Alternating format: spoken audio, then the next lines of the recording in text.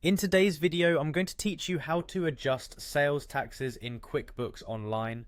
Whether you're a small business owner managing your own accounts or an accountant helping your clients, knowing how to adjust sales taxes can make a world of difference in maintaining accurate financial records. So let's dive right in and simplify this process for you. First, you'll want to start by signing in to your QuickBooks account. If you haven't already, head over to the QuickBooks website and click on the Sign In button. This is your gateway to accessing all of your financial data and settings. Once you're there, choose the option for QuickBooks Online.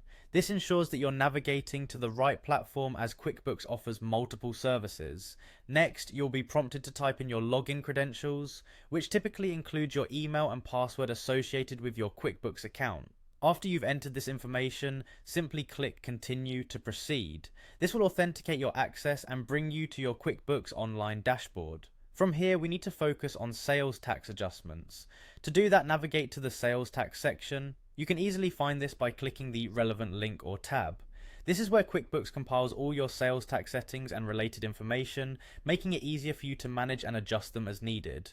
Once inside the sales tax section, direct your attention to the top right corner of the screen. Here, you'll spot an option labeled Sales Tax Settings. Give that a click. This will take you to a page detailing the current configurations of your sales tax settings and options for customization. Our next step involves the Custom Rates section. Look for this particular segment. It's designed to manage any special tax rates that apply to your specific circumstances. You'll need to go to this section in order to modify any existing tax rates or set up new ones. Within the Custom Rates section, you'll see the Edit button. Clicking this is the key to unlocking your ability to make changes to existing rates. After hitting Edit, you're free to make the necessary adjustments to reflect any new requirements or changes in tax rates. Now it's time to actually change the rate. Look for the specific field that displays the current sales tax rate and adjust it as needed. For instance, if a new local sales tax has been implemented or if there's been a decrease, this is where you'll record that change.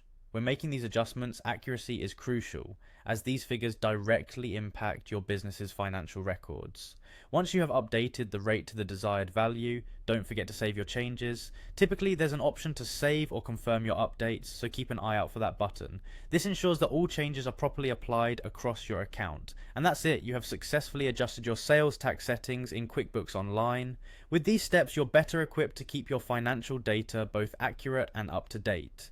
Thank you for joining me today. Be sure to subscribe for more valuable QuickBooks tips and tricks.